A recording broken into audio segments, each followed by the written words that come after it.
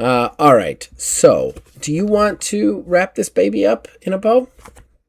I would love that. Right. I think I can smell funk coming from myself. Do you Don't regret think telling too me hard about about that? Do you realize you just...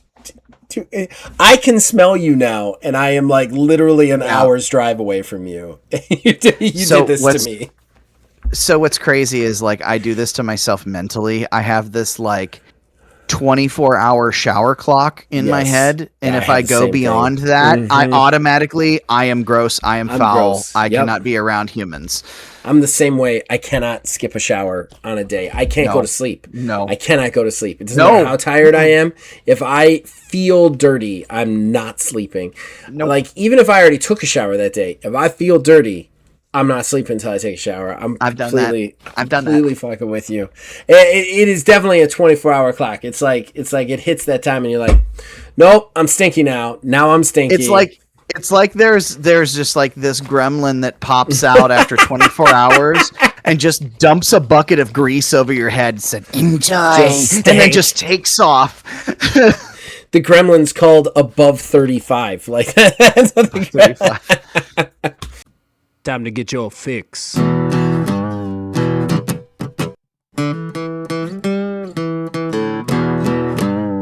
It's a horrible gaming podcast.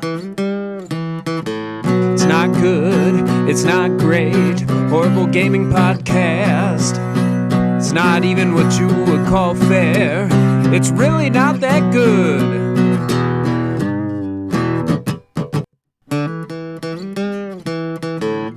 Horrible Gaming Podcast.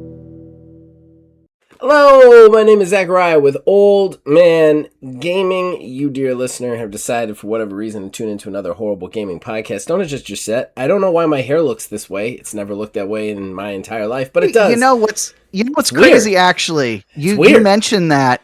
It actually looks good. I like it. Thank you. I couldn't do this if I tried. I have no idea how this hair is doing this whatsoever, but I am still Zach. It's just doing this. The person telling me that my hair looks good is my partner. I am usually never alone. With me is... Neil, aka seemingly a very greasy wizard, because now I'm paying attention to my hair. You're getting me very raw and ripe. I just looked up at the thing and I'm like, my hair has never looked like that in the history of my life. So I don't know why. I look like a different person on camera. It's very strange. Almost, yeah. No, I do. I fucking You should find a way to recreate that. You should find a way to recreate that. Oh, I look like an aging, retired, fat anime character right now. All right. All of that aside, we're going to do a show. I know we've been off for another 2 weeks, guys. Halloween got in the way. Trick or treat ended up on a Sunday. And then pumpkin carving was on another Sunday. And pumpkin carving is a whole thing with my wife's family where we have to drive 2 hours and it's a thing. So I didn't feel up to it. So that's just the way Cookie crumbles. But as you can see, we're still doing the show when we can do the show.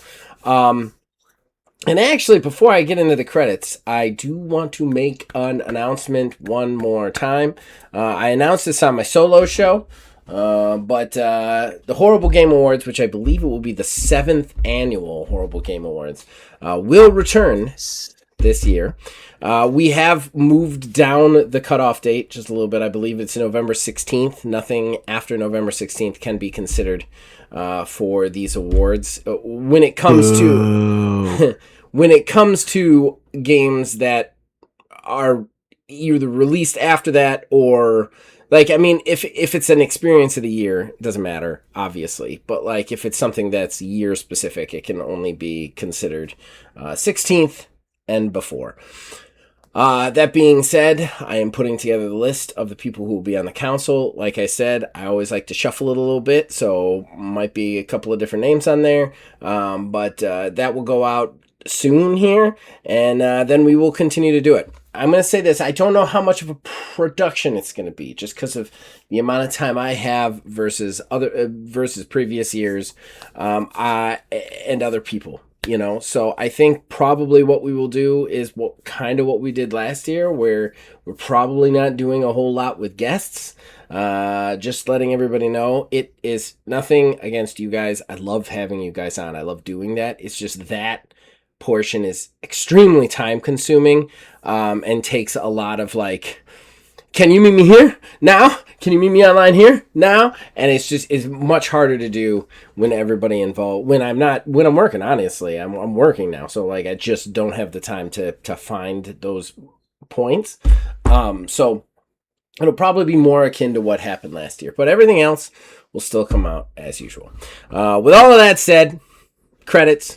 Thanking the people who make this possible. Behind our ugly mugs, you see a custom graphic that was provided by Mr. Mark Bell. We thank him for that. And then, of course, the theme song for this show and all the shows here at Old Man Gaming is provided by the man who makes music, my brother Nick Van Sliders. We thank him for that. With all of that behind us, we're going to take a quick break and we'll come back with everybody's favorite fan traction. Horrible Gaming Podcast. Ladies and gentlemen, that brings us to the most important segment, our first segment, Fan Traction. That's where we, the co-hosts, talk to you guys, the fans. We read out your comments, and everywhere we remember to find them. We have 4 comments on 3 weeks ago. So starting us right off, William Hoolan. Hi! ! I just realized we forgot to talk about Claire Obscure last episode. I ended up buying Absalom. It's great. Streets of Rage 4, but roguelite with more defensive options. Brilliant. I'm not a huge fan of the character designs, though. That's interesting. Thanks for the show. Cheers. # we need to talk more about Claire Obscure. Okay. I didn't play Claire Obscure. It's not something that really spoke to me. I'm not saying it's a bad game. That's not what I'm saying. I'm just saying it didn't really spoke to me. And now I am not on Game Pass. So if it's not speaking to me, I'm not going to spend the money on it. And that's just the way it is. That being said, Neil has talked quite a bit about Claire Obscure. In our defense, Mr. Hoolan, and he loves the damn thing. Yes. So, and I've heard nothing but great things about it. I'm just not super into super narrative games. There was a game I bought recently that I thought I was going to really like, and the narrative was amazing, and I could not stay with it for long enough. It's kind of frustrating. Yeah, anything to add to that, sir? I mean, I absolutely love the game. It's basically my experience of the year. I can't say enough good things about the game, but at the same time, like you said, with Game Pass, I mean, I don't have Game Pass anymore either, ever since they jacked them prices all the way up. So, I mean, I do have to pick up a copy of it somewhere at some point because I do want to own that game. I just want to say, Neil, I just want to say this, and this is going to come off like I've been disappointed in you before, and I have not. But I want to say on air, on the show, I've never been more proud than you ditching Game Pass when they raised this price. Yeah. Because usually when we're in the price situation, and like I said, this is not an insult to you. It's just usually when we're in the price situation, I'm like, vote with your wallets. I'm not going to buy this. And you're like, I'm going to buy it. I won't play it. And like this time, we are of one mind on that. I appreciate it, man. I appreciate you. It's the right decision. Yeah, I definitely it's crazy because I didn't even once consider, it wasn't even something that was like a dilemma. It was, the price is going up to $30. And I literally was like, oh, I guess I'm just canceling that. It wasn't a thought. It wasn't a consideration. It was just like, bam, done. Yeah. I just don't see the value proposition anymore. You know what's crazy right now is there was 3 games that I was like, oh, I'm going to lose access to them. That's kind of a bummer. Those 3 games almost instantaneously, within 2 weeks, went on sale for over 50% off on Steam. And I got them all for less than the price of a game. And those games were No Man's Sky, I think Dead by Daylight, For Honor, and, well, I haven't bought Grounded 2. But the other 3 games, I got No Man's Sky for $23, Dead by Daylight was $8, and For Honor's $8. So like right there, I'm like, there's my value. I'm good. Like this is one of the few decisions that I just have not in any way regretted. The only thing that's a slight bummer about this is I played some games on Game Pass with my kid that I can't really go back to because of that. But I also want to point something out about it. So I got No Man's Sky on Steam, and I had been playing No Man's Sky a lot on Xbox through Game Pass. The game would regularly crash. I was constantly playing with the settings, and I was having fun, but like I would say an hour and 20 minutes equaled a crash. And I just kept thinking it was my settings, like, and trying to mess with my graphical settings, because I do have an older graphics card, you know what I mean? And my computer has had some wear and tear on it now. So like, I was just positive it was my computer. I got it on Steam. I'm running it on graphical settings way above what I had set through the Xbox version, and it works way better. Like way better. It's never crashed. It's never stuttered. I've had no dips. I've heard a lot of that being a possibility. I mean, I will tell you, like the optimization and everything through Steam. I mean, that's one thing that I've really experienced with my extended time now with a Steam Deck. Like, it's insane what you can actually do when a game is optimized appropriately for whatever system it's going to be running on. But yeah, like I definitely, it's insane to me that getting rid of Game Pass has really put more of a focus for me on Steam in general, like as a platform and everything. Now that very well may have something to do with the Steam Deck too. It just so happens those things happen kind of at the same time. Right. But I'm paying much more attention to Steam than just about anything else right now. Yeah. I mean, in fairness, it's not like Steam is perfect on optimization. There's definitely been plenty of horror stories about Steam's games being unoptimized or whatever. It's just, I have immediately found that like the things that I was going to miss from Xbox, I've already found a very cheap and efficient way to purchase them, and they work better. So like, you know, the one regrets that I had are gone, you know. As far as the Absalom comment, Neil is going to be playing Absalom with me at some point soon. I really want to do Streets of Retro again, since we have some retro games to play. So I think we're going to do a couple of like a season of Streets of Retro again with Absalom. So, but I don't think he's played it yet. No, I'm intentionally waiting. Oh, you're a sweetheart. I'm intentionally waiting. You did not have to do that. You did not have to do that. Well, even with how my life has been, I literally just now finally got it installed on the PC. It's been on the Steam Deck. But yeah, I want to experience it truly for the first time right there in the fucking trenches. It's that'll be exciting to have those reactions on show. So I don't know that he can really speak to this. As far as the characters, I'm going to say this with you, Will. I don't know how much of it you've played. If I had any weak points for that game, it was that the characters didn't really speak to me. I don't think they're necessarily bad. They just didn't like, I have to play that one, you know? That being said, the thing about Absalom that I love, and maybe in the 2-3 weeks since you posted this you've noticed, is that it does a narrative incredibly well for a beat 'em up, to the point where narratively I found myself falling in love with all 4 of the characters, to the point where I would constantly switch off between them. I mean, and there's game mechanics that kind of want you to do that, because they even have their own quests that you can't complete as the other characters, so you kind of have to switch off to them to see everything in the game. But like, just once I started to get to know the characters, like I connected with them so much more than I did originally when I first played. So I'd love to hear what your thoughts are now after playing it for a while, because now I'm in love with all 4 characters. I'd love more though. So we're definitely rusty because we just spent about 14 minutes on one comment. So continuing on, Asylum66 jumps in. Congrats on getting a game that you love. I'm due for one any minute now. Now, Asylum, man. Love's out there. You just got to go find it.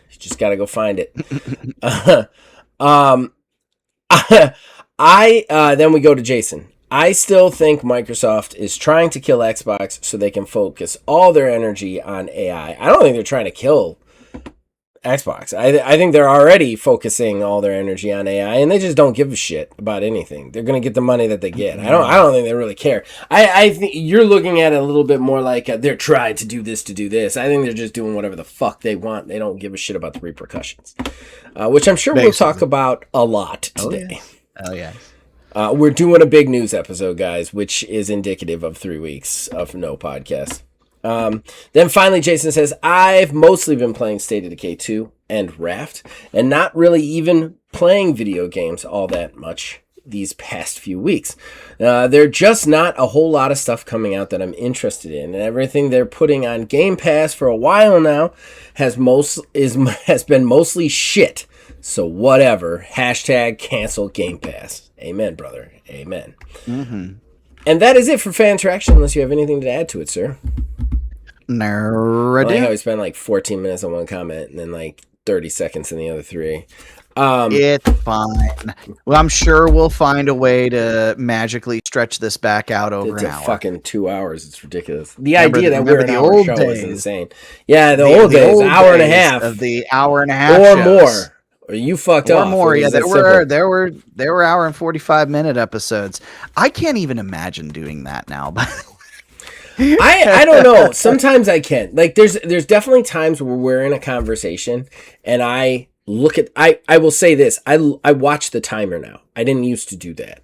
I watch the timer and like now that I'm watching the timer, there's definitely times when we're in a conversation, I'm in my 3rd round of rants about something and I look at the time and I go, okay, I need to move on from this. Like, but I could see that if I wasn't watching that timer, I could do 5 more rants of that, you know?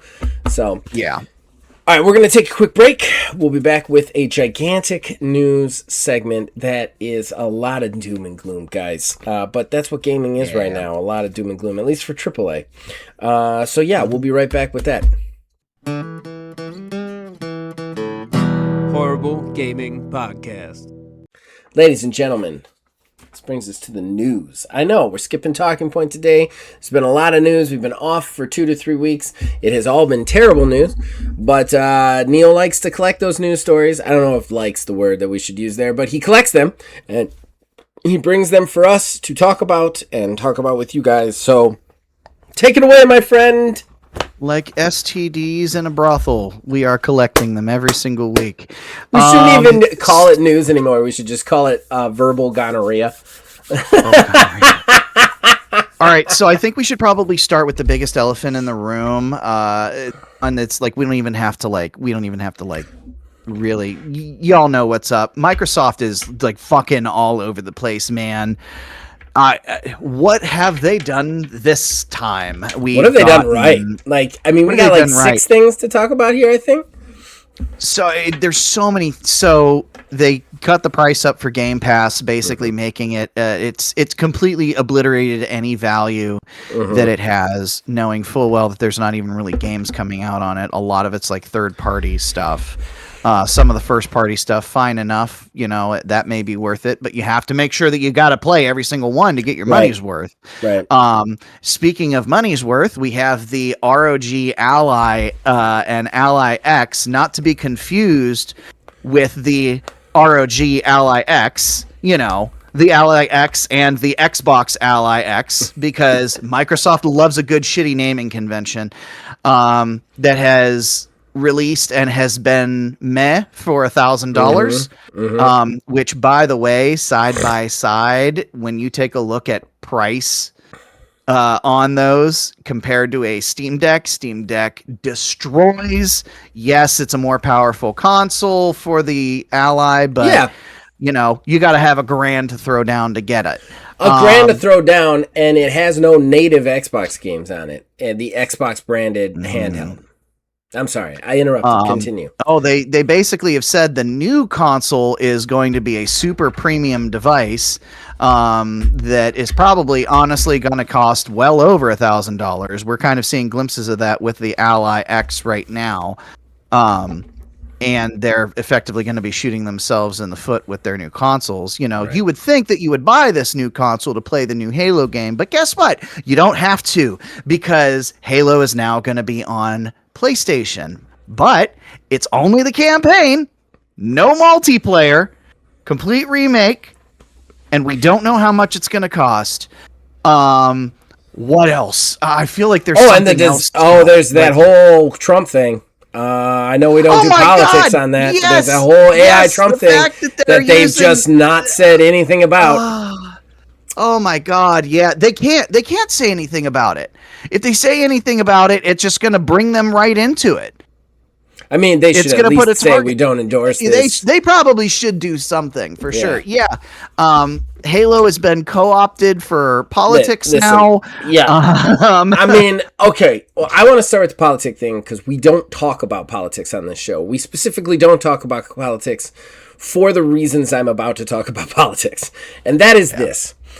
Politics shouldn't be in video games. Unless simulated in a video game, we shouldn't be necessarily like it shouldn't be I don't want to say politics shouldn't be I'm using the wrong language here. It shouldn't be used to promote somebody who is actively running or in office or their own agendas. That's not how video games should be used. That's not how entertainment should really be used, in my opinion. I think that, especially video games, is an escape from that stuff. I come home and I have to listen. I listen to people talk about it. I listen to people fight about it. I listen to people talk about it on the radio. I listen to people fight about it on the radio. I listen to people talk about it and fight about it on the TV. I listen to people talk about it and fight about it in person. I listen to my family not happy with it in person. Do you know why I boot up a video game? It is not to think about how terrible that shit is. And I don't care what side you're on. This isn't fun. Nobody's happy. Everybody's angry at everybody all the time. And it sucks. And nobody should have to have their fun release thing polluted by that, which is one of the reasons that you and I avoid talking about politics. I mean, I think that's a fair assessment. We have had this conversation many times. We've even talked about it a little bit on the show. I also don't necessarily think that everybody should talk about their politics so much. I think that's kind of some of the part of the problem is that it's okay to just have your own beliefs and you don't have to get on a rooftop and scream it at everybody and be mad at them for not believing the same thing. I think that maybe a lot of people should shut the fuck up and just I think everybody would be a little bit better off. That being said, the way that this picture is used and the mode in which it is used for what it is used for. We're not even talking about Trump just being hey, I'm shaking this dude's hand. We're talking about ICE. They're using it on ICE's page. Look, it shouldn't be used that way. It just universally shouldn't be used that way. And Microsoft should at least say, hey, we did not endorse this. At the very least, they should say we didn't endorse this. We are not okay with this. You don't even, if you don't want to fight with the president, fine. But you need to at least distance yourself from it. Because right now it looks like they handed him the picture. Because they have said absolutely nothing. They've left it to Marcus Leto, right? The original Halo developer to come out and be the flood is not an allegory for illegal immigrants. Halo is not a Jesus allegory. He had to come out and say it. He's not even involved with the shit anymore. Like I said, I don't want to stay on this because I don't want everybody out there to get in politics. I don't want anybody listening to this podcast to have to be in that again. We've talked about this. I don't want this to be something that everybody has to deal with. You come here for an escape from that. And I get it because I come here for an escape from that. Which is why it pisses me off that it's so blatant that you and I have to say something about it. Does that make sense? Yeah, I think for myself, what I think I can boil it down to is when it comes to politics, everything's so politicized anyways, without people bringing things in to be politicized. Yeah. I agree And with that. that's kind of what's happening is there's just more things, and it's effectively just a black hole that sucks really all is. things in, and it's Yes. going to be a singularity of suck in the end, Right. because all of the things are just going to be tainted and things are going to get worse and Right. worse and worse. Well, you start talking about it, you mean, don't stop talking about it, and that's the exactly. problem. I completely agree with that. That's yeah. There's always a connection. You have been much more eloquent than I could. Well done. It's basically well let me ruin it. So it's basically like the 6 degrees of Kevin Bacon. You can connect everything back to politics, but I mean that's just how life is. Yes. I just personally would prefer things to not be thrown into the pit, rather have them being dragged in. I guess if I have to pick between. Yeah.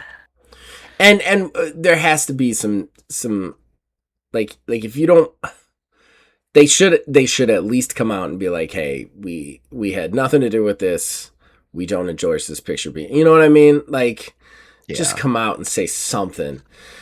All right, that's behind us. Let's move on to the other shit. Okay, the other shitty Microsoft shit.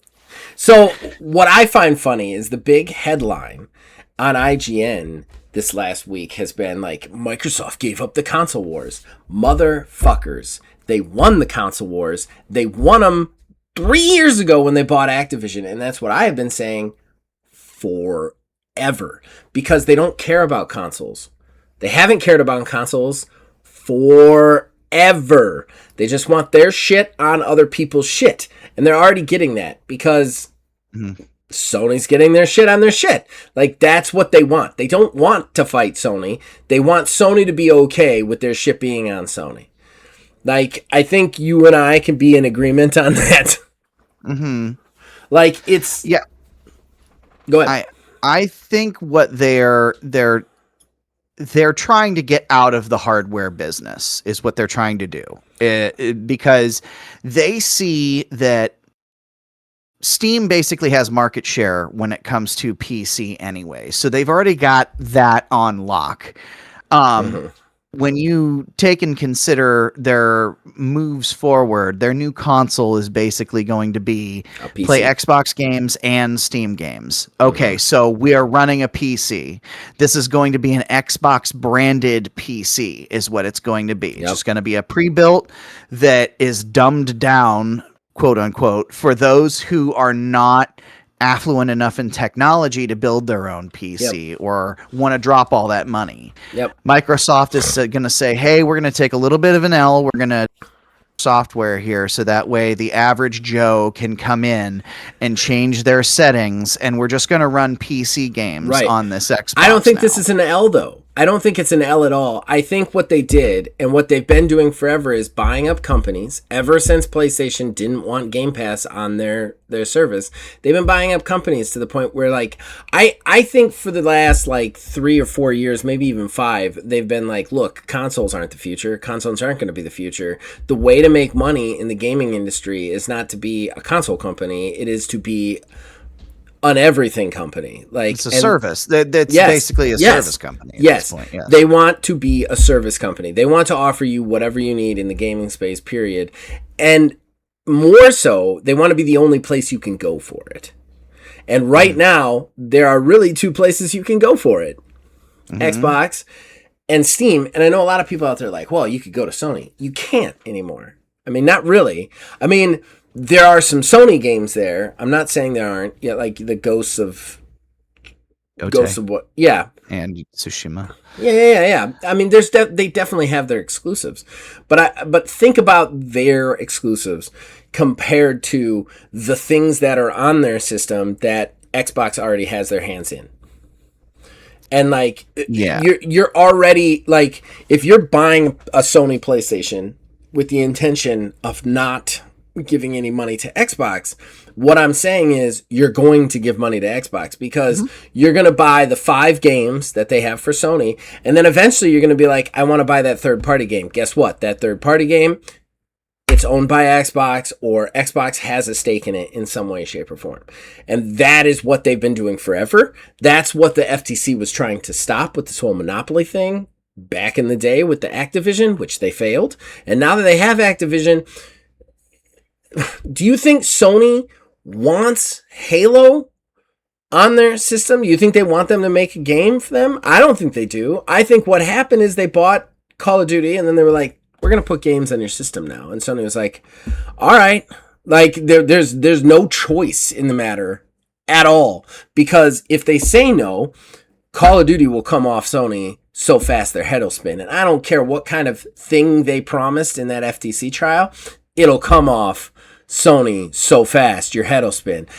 Even if it doesn't, they'll all of a sudden be exclusive maps. They'll be, you know what I mean? Like all of the stuff will come. The reason to have it on Sony will go away.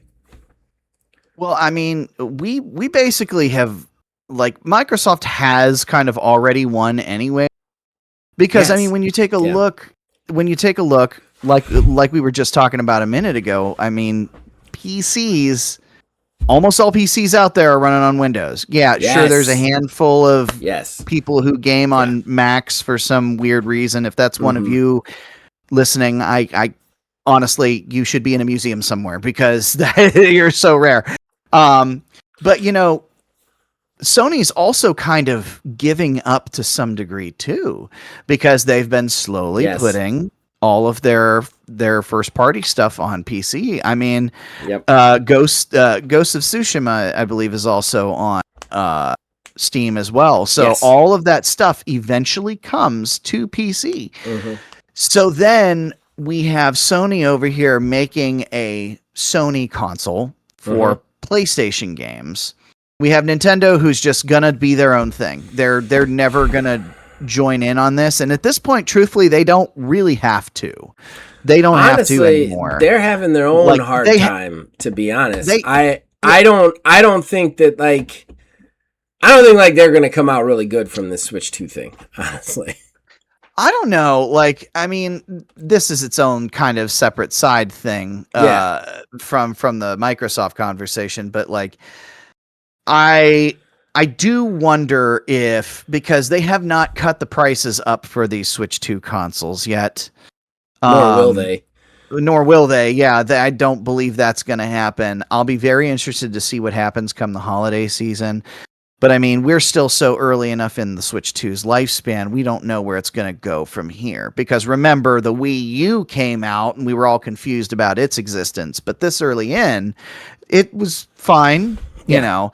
I mean, overall, only time is going to be able to tell in that regard, but we are getting a very slow trickle of like first-party Nintendo games. But yeah, Nintendo's going to keep doing its own thing. They don't have to play by any of these rules.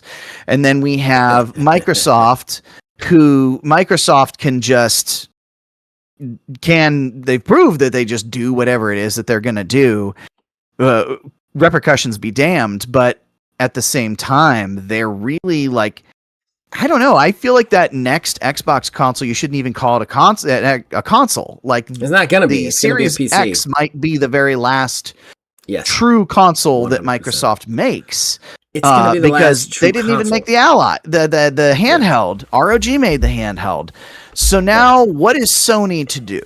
What is Sony to do? Are they going to keep losing their ass to make hardware for games that they're going to put on Steam anyways? They're not competing against a separate box because you can't really compare an actual PC-ass PC next to a game console because they do the same things, but they're two totally different classes of thing. Without Microsoft making a console, does this completely throw the balance of everything off? I mean, yes. I think, look, personally, I don't think the PlayStation 5 is a fucking console. I think it's PC. I think they've been PCs for a while. Like, we're at a point where, like, the differences between the two things have gotten so low. Like, we're at the borderline of them being considered PCs anyway. So, like, whenever PlayStation 6 does what it does, it's going to at least need to do stuff that a PC does because that's just what people expect at this point. I think the only people who are really getting away with consoles are like Nintendo, but that's because it's a handheld. And like a handheld is a different thing. You know, like those are the only things that I really consider as consoles anymore. Like everything else is a PC. It's just your consoles is a gaming PC that's dedicated to gaming and gaming alone. Like, and I think that like that's not even really acceptable anymore. Microsoft is winning this war not because people think they're winning the war, not because people want to like buy their product, but they're winning the war because the market is theirs. Like that's the facts. Like the market itself is owned by Microsoft. Like all gaming is going to Windows and PC. That's Microsoft. Like all games, like third-party game, AAA games, Microsoft has a hand in most of them. Like 6 out of 10. Like Microsoft and you said that Nintendo's going to keep doing its own thing. Look, Microsoft is just finishing up a PlayStation. What do you think they're going to do next? Like Nintendo's the next one on the horizon, and they could easily eat them. Easily. All they have to do is come at them with the money that they have at them. And that's the other thing that people always want to like take Xbox as if it's its own company. It has the backing of the third richest company on the face of the fucking planet. It will do whatever it wants to do. Because at the end of the day, if Phil Spencer can go to the people at Microsoft and be like, look at what I can do and how I can take the market share away from these people, they'll do it. And yeah, we're a hop, skip, and a jump from Microsoft having their logo on Nintendo boxes. As far as I'm concerned.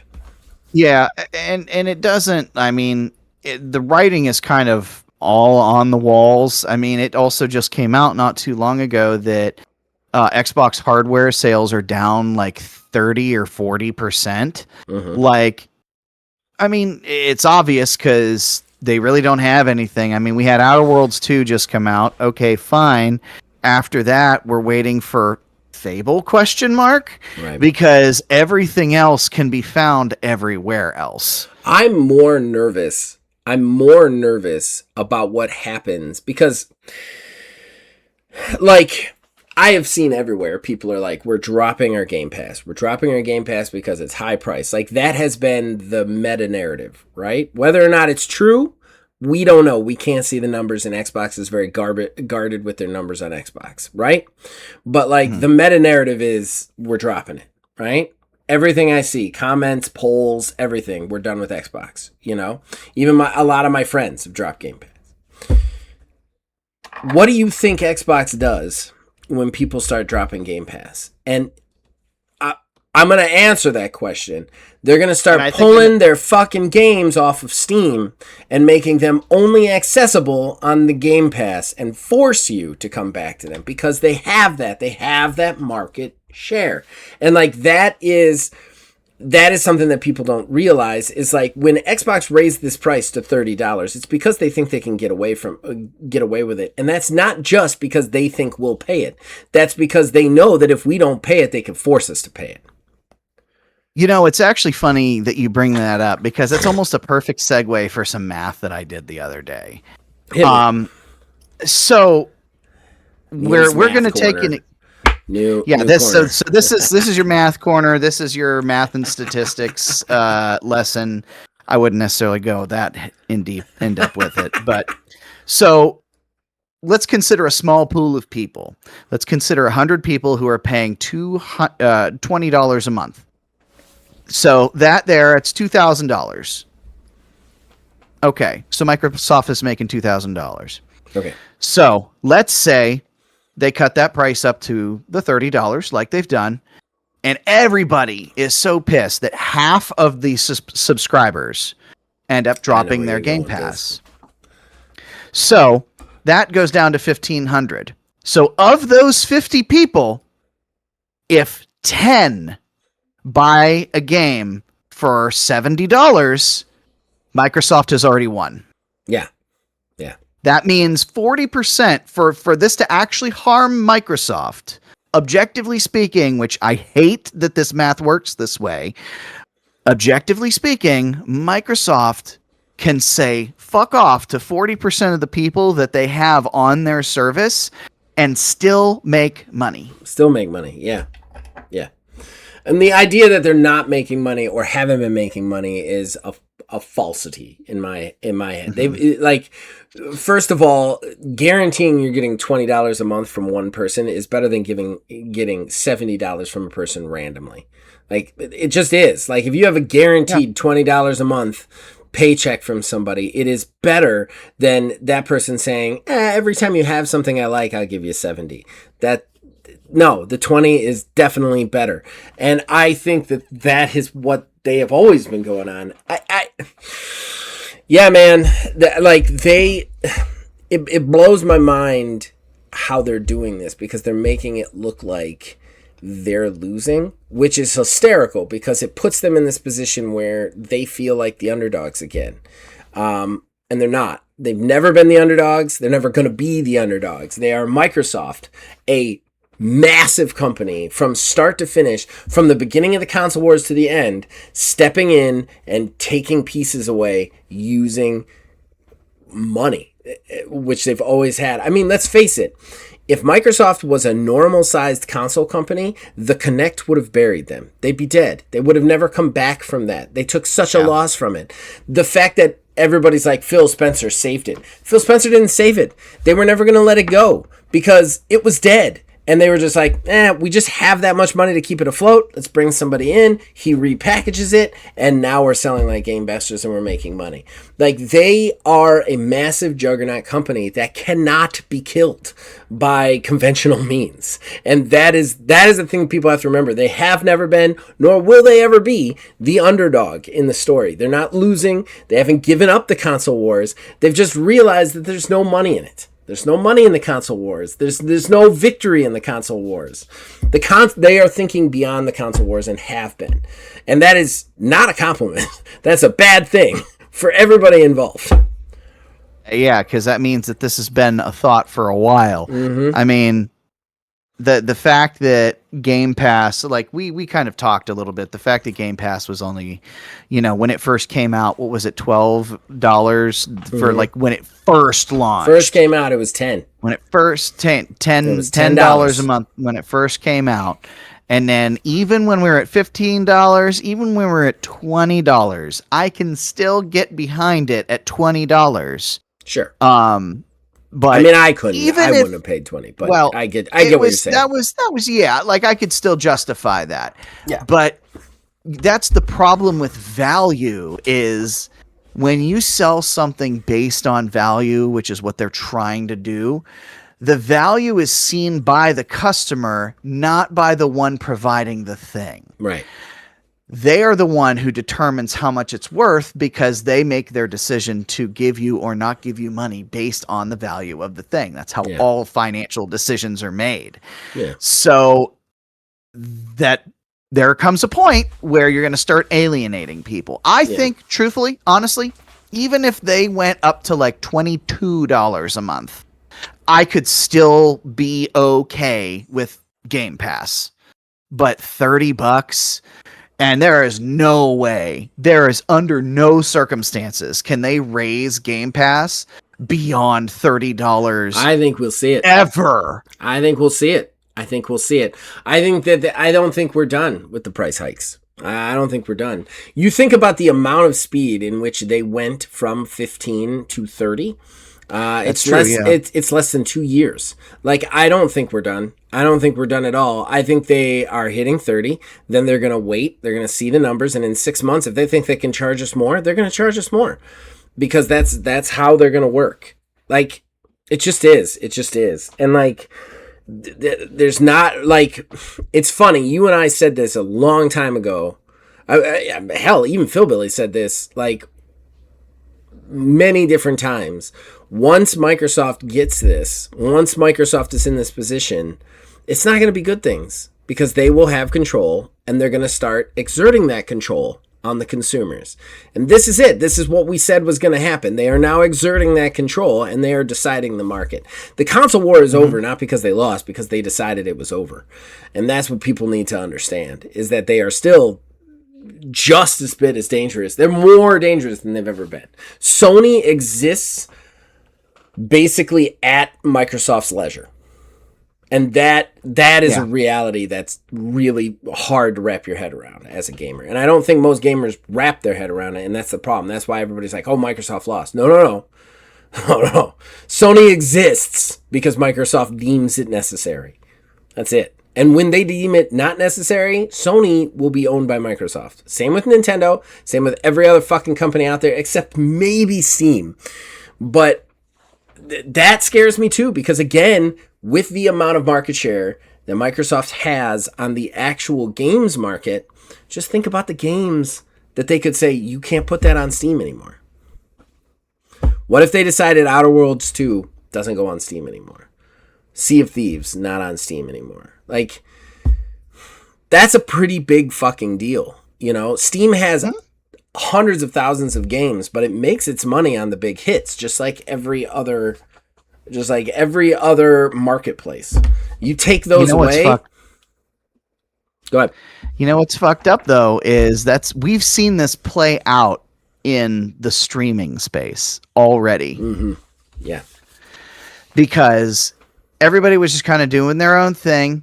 And then we had one service come along, Netflix, good old Netflix, and says, hey, here's this revolutionary thing.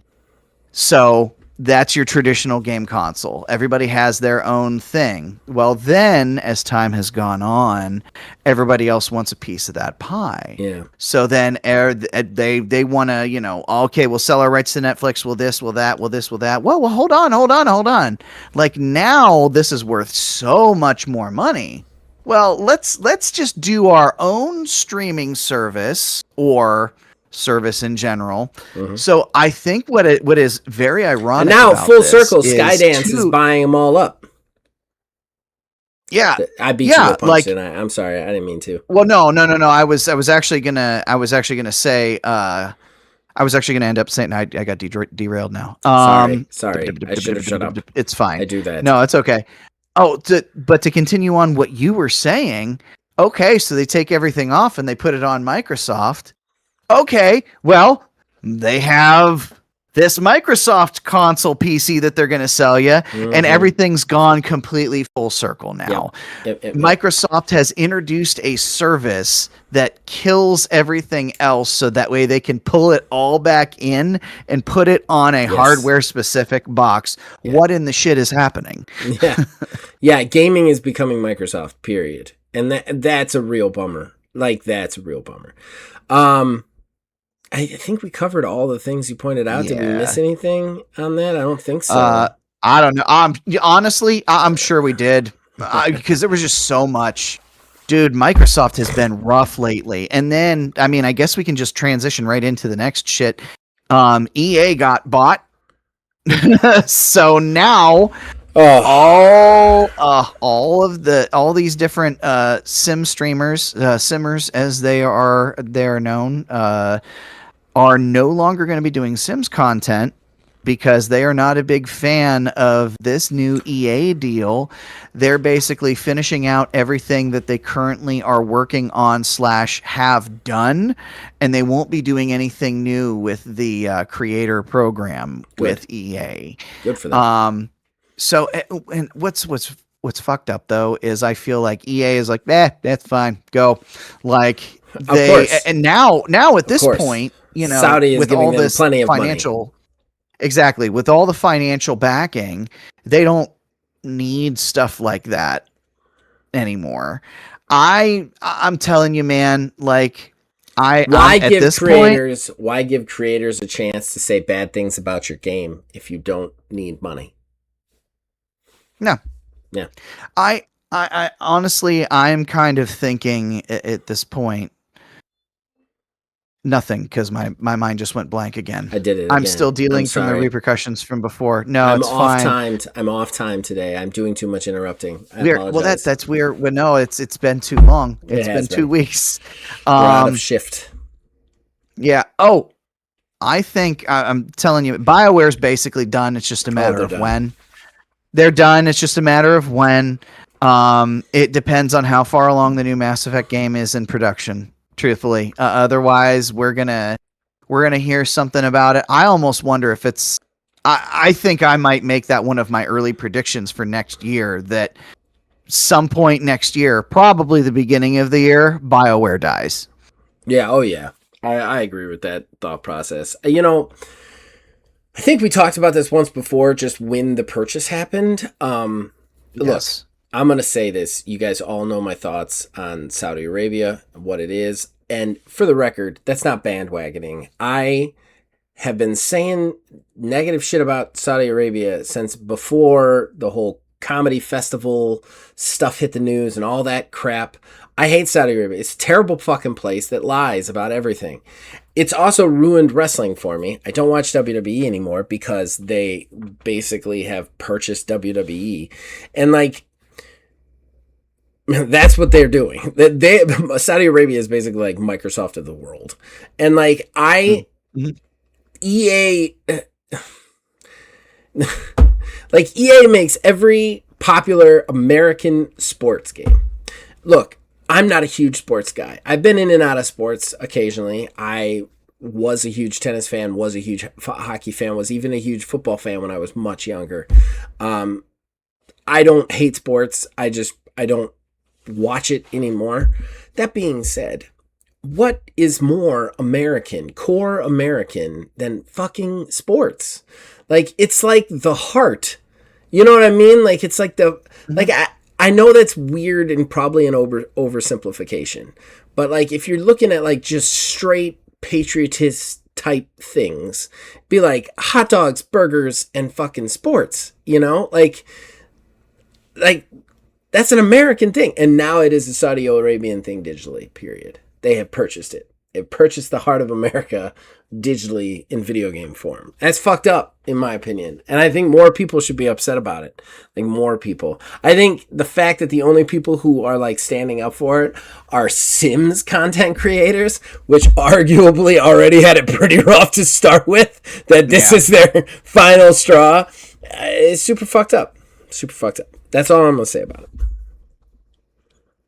So kicking along a little bit here, it's actually, I meant to mention to you, it's a little funny. You have provided the majority of the news this time around, because I only had one thing on my list outside of the Microsoft bitchings. So another one that we were going to look at here, the CEO over at Remedy, is stepping down after Firebreak. Did I send you that bad. one? Now, you did, yes. Oh. So I never heard of this game until it came out. Literally, like, this is probably part of the reason why it wasn't great. It wasn't received very well, but I mean, just the IGN headline on it is a quote, and it says, "Our first multiplayer product launch was technically successful in that the technology like worked for it. It just didn't sell."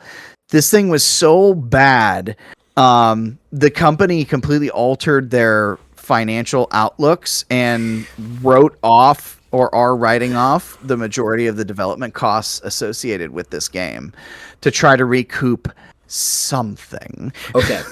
I'm glad you brought this one up. And I'm glad Past Zach sent this to you. This thing, to me, is more indicative of the tone deafness of gaming, especially AAA gaming. And you know me, I am a games as service guy. I'm all right with games as service. Usually when we are on the games as service debate, I'm the pro one, right? Like most cases. But Remedy is a narrative-driven studio. They have made nothing but narrative-driven games until Firebreak. Firebreak was an offshoot spin-off of Control that they decided to turn into a multiplayer experience. And here's the problem with this is it's basically Suicide Squad. It's another one of these things where you take an idea where you take a company that does narrative stuff and then they try and cash in on this loot box games as service mentality. And it doesn't work because people don't necessarily want that. And that's what I think that like gaming as a whole is failing to understand is if you they don't want that. Like I don't know how to say it more better than that. Nobody wants this kind of game from Remedy. There is I think it's either out or coming out soon. And it surprised the shit out of me. Quantic Dreams, which is a super they're kind of like a movies as game sort of company. Like they did Detroit Become Human, that kind of stuff. They made a multiplayer hero fighter or MOBA type game. I will be very surprised if that is successful because there is no one out there who goes, I want a MOBA from Quantic Dreams enough to walk away from it. And this has been like a trend with these single player narrative focused AAA studios suddenly pivoting and trying to do some sort of weird multiplayer experience that nobody asked for and nobody wants. Redfall,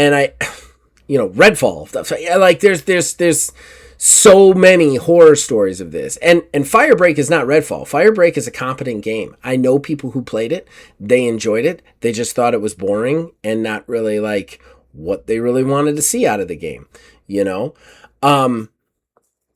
It's real tricky with that stuff. And I think that like players of games as service, especially in a post Helldivers 2 world, are expecting something a little bit more interesting to their metas than just like go in, do a thing, get out, get some equipment, go in, do a thing, get out, and get some equipment. Which is, I've been playing Skull and Bones again because I just love to abuse myself. That being said, they recently released their faction war thing, which I've been eagerly awaiting. It even got delayed, but it was supposed to be this like these two factions, they go to war, and then you have a stake in that, and then how you move through it changes kind of the nature of the ocean that you're sailing around in. No, it doesn't. No, it doesn't. It's cooler than it was, but at the end of the day, I'm trying to beat the other side so that I can get a coat. Like, that's not cool. Like, Helldivers, you change the narrative with your with how you move through that game. That's what we want to see. Change the fucking narrative. Like, it's not changing the narrative. There's no narrative changing here. You fight in this thing and you try and earn to earn loot chests and shit. I don't want to do that. Like, and it gets boring, you know? Yeah, I really, truly love what they did with Helldivers, with how you can make a live service game, make it a multiplayer game. And, oh, by the way, you're playing with literally everybody else in the world who is playing this game, trying to affect change in the game world. Yeah. That's the live service shit that I'm looking for. Yes. But you can't, to your point, you can't just like, oh, it's spooky time, break out the pumpkins. And that is exactly what Skull and Bones has been doing. And a lot of these other ones. And it's all about, it also always centers back to a battle pass or some sort of long-winded way to make extended amounts of cash. And like, look, man, I understand you got to make money, but you have to find a balance between making money and telling a narrative or getting us involved in any way, shape, or form. Me blowing up the same ships over and over and over and over and over and over and over and over and over and over again to get a coat is not going to make me interested. It's not going to keep me involved, you know? Exactly. So we got two more left here. I'm going to you do the one that I had here out of all of this. Capcom is super duper pissing off the fighting game community. Shocker here. But the Capcom Pro Tour has rolled around again. Every single year, it's their basically worldwide fighting tournament where all the best people go through. Yeah, very esportsy. And this year, they're doing pay-per-views and breaking it out into 2 separate tiers, costing anywhere from $26 to $40 to watch. Don't get me wrong. There have been some great moments at some of these, Capcom Pro Tour and like Evo and shit like that. I don't care enough to pay $5 to watch it for what is effectively a glorified commercial for, let's be real, a game that I already own. So I don't know, man. Like, it's tough. Watching esports doesn't get me. So maybe I'm not the audience, but I also don't feel like if you are trying to make, they've been trying to make esports really take off in like a real legitimate way for a while. Yeah. And it just doesn't. With all your sponsorships and your tournaments and this, that, and the third, you can't legitimize it by saying, hey, you know those other sports things you watch that you pay money to watch? You can do that with us too. That makes us like them. $50, please. Like, well, and I don't think legitimizing the right way to legitimize a sport is to put it on par with the UFC and the WWE. Like, I don't think that's the way to do it, especially when you know every viral moment that comes out of that tournament is going to be on YouTube in about 10.3 seconds. Like, the other thing is too, like ad revenue is where it's at with this kind of stuff. It's not with pay-per-view funds. You find somebody who's willing to put it on your channel, and then you let them and then you make money off Cheetos ads. You know, you don't make money off pay-per-view for something like this. It's a little ridiculous in my opinion. And I've always said the problem with esports, I think esports fundamentally on paper is a cool idea. The problem is it changes, and like, the reason sports stays around is because they don't really change. Like, there's a couple of rules changes here or there, salary cap, stuff like that. But overall, American football has been American football since American football footballed. Hockey has been hockey since it hockeyed. Like, I don't think that, like, whereas with esports, it's like, this year it's StarCraft, this year it's fucking Overwatch, this year it's this year it's Halo, and then those games change. Those games only exist in a moment. It is too hard for a sports fan, a real sports fan, to be able to connect with anything when half the time they haven't even played the games that the people on the screen are playing. You know, you need to have like real set esports games. These are the games that we play for these, and that's it, so that people can familiarize themselves with it, period, you know? Yeah, definitely. I mean, the only games that you can really do that, I feel like, can get a following that is gamers specific are kind of the ones that they have out and about now with, like, you know, the fighting games and the multiplayer shooters and everything like that. But I don't know. I kind of feel like in its current form, it's kind of hit its critical mass, and there's not much movement, so it's either gonna stagnate and that's what it's gonna be, or we're just waiting to break through the next level of, you know, whatever esports is gonna turn out to be in the end. Right. I agree. So always love to end on a fun one. Yay, I'm so glad you used this one as the funny one. Oh yes. Okay, so there's this indie game that was launched here not too long ago. Now the name, at least the English name of this game, is called Crazy Hyper Dungeon Chronicles.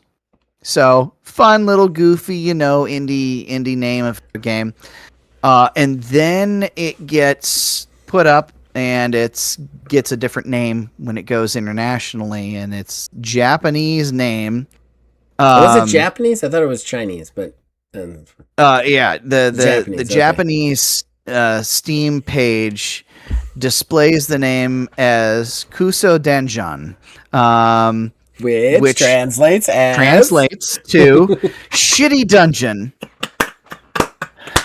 So it's not all a big goof. What's crazy is they kind of realized what happened and laughed about it. However, the game sold way better than they had anticipated it was going to because of the name of it. It was probably one of the best things that they could have ever done, honestly. The only thing that makes me sad is that it's not honest. Like, I want a game that's just like Shitty Dungeon, and like everything in it is almost like, whatever, you've done this shit a million times. Like, like everything's lackadaisical, like you go to a fucking town and you're like, I need to get a quest. And the quest is like, yeah, can you go rescue my princess or get a scepter or some shit. It's over there at that one fucking Pick place, up my whatever. prescription at the pharmacy. Yeah, something. And it's just everybody is like, everybody is an eye roll about being there in the first place. Like, oh, another one of these fucking things. Like, I think that would have been hysterical to me. That is still the fact that like scrolling through your recommendations and seeing Shitty Dungeon would have been amazing. That's all right. There's one that I have to grab that actually just launched not too long ago on Steam called Pumpkin Simulator. It's exactly what it sounds like. It's just straight up, you can be a pumpkin. And I think it's literally you just choose your scene. I'm pretty sure it's like free on Steam. It's like the best thing ever. It was one of the Next Fest games, actually. Oh, that's hysterical. That's hysterical. All right. Well, that's it for news then, right? Yells. All right, guys, we're going to take a quick break. We'll be back with plugs, and then we go sleepy.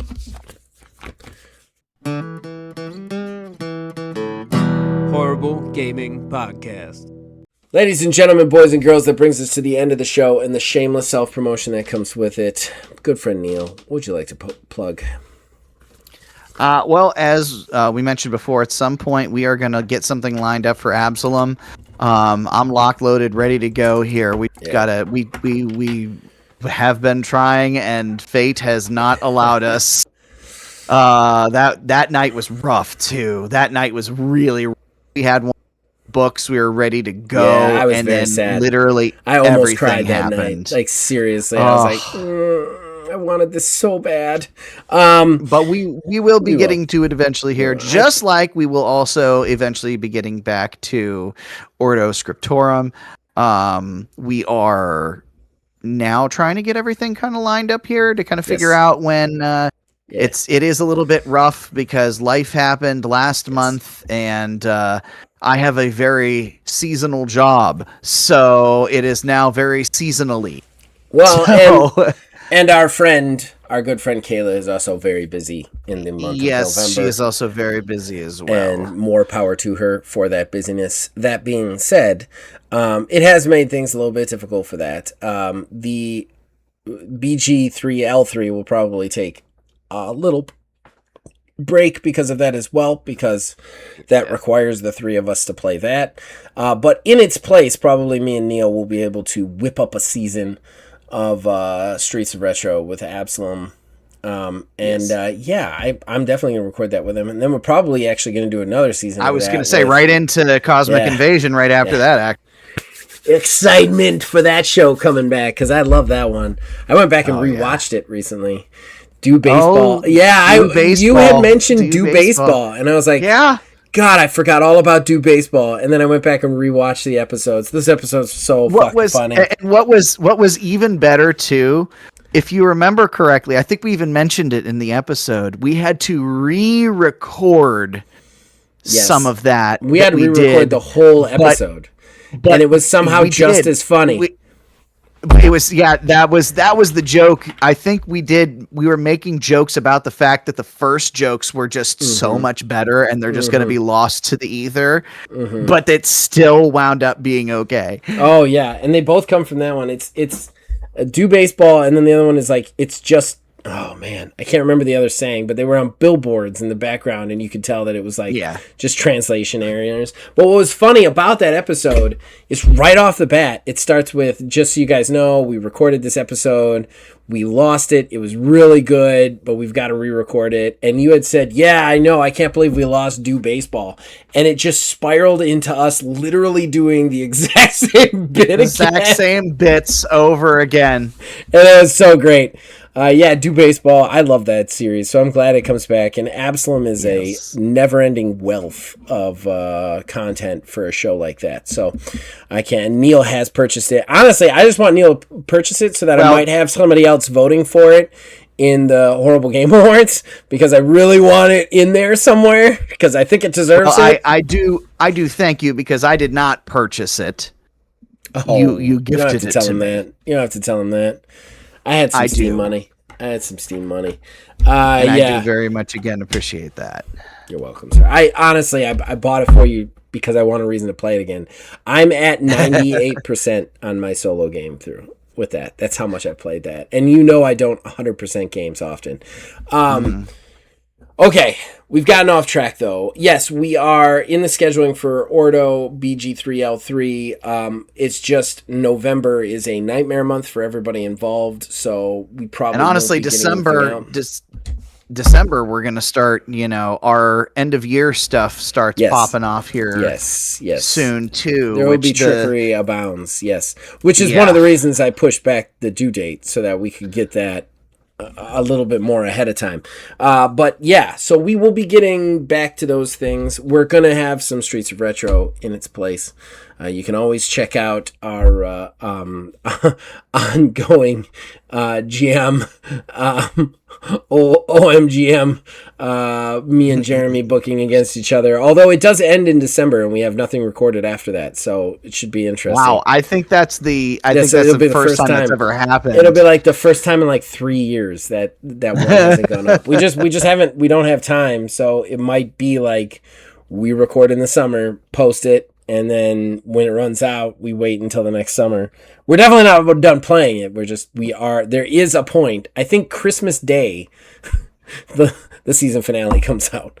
What is it with Christmas and season finales here? Because it's crazy you say that, because I was just thinking about the fact that when we did Redfall, Down, we recorded it. It was like the middle or end of October, and we were like finishing it up then, and I was like, hey, Merry Christmas, everybody, by the time this shit's coming out. And sure enough, it was the week of Christmas. It was the week of Christmas. Yeah, it's crazy. All right, everybody. That's it. You guys can also reach us on Discord. Don't try to reach us anywhere else. I hate social media now. But you can join our Discord. Links in the description below. Influence everything we say from there. And as long as you guys keep watching and listening, we'll keep making them. We'll see you guys next time. Pause. I keep forgetting that the clocks went back too. So that's why I'm over here like fucking. I'm like, oh my god, I'm fucking dying right now. Meanwhile, my body. Yeah, because it's 10:15 and you're not even trying to lay down yet. Right. But it's actually only 9:15. It's only 9. You get to sleep in early. You get to sleep a little bit more for one day, but you deal with the repercussions for the next week. I hope you enjoyed that hour. Right. Good old daylight savings time. I will say, as a bus driver, it's nice because it'll be a little bit lighter in the morning when I'm driving. The last week has been pitch black. And I'm going to tell you something. Like, I came up with all these tricks to drive a bus, like, so that I always knew where the back end was and stuff like that. All goes out the fucking window when it's dark. You're just like, I think I'm not going to hit that mailbox. I think I'm not going to hit that sign. Like, you better hope you've gotten a good amount of hours on before you have to do some night driving, because it is a different bitch. It's a real different bitch. Like, I got to the point where, like, because we have the normal mirrors, which is it's just a mirror. It's what's the word I'm looking for? It's not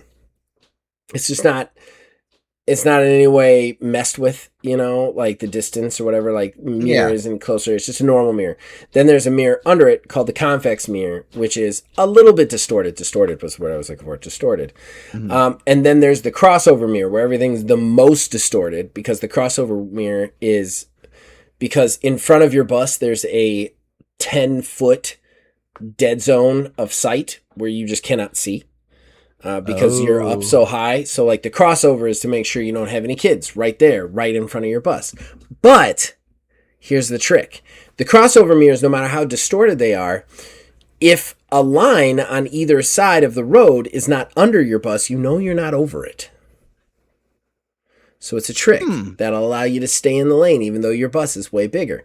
Another thing for turning, because your bus is so long, is that if you see the place, like if you see the curb, hit the middle of your bus on the convex mirror, and then you start your turn, you're not going to hit the curb.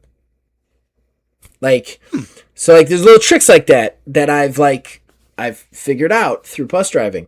You can't see anything in a fucking mirror in pitch black darkness. No, like, you cannot. No, you cannot. No, you're just like, you do need so light for many, that. That is true. There's so many Kent back roads where it's like, well, I think there's a mailbox around here somewhere. Hopefully, I don't obliterate it.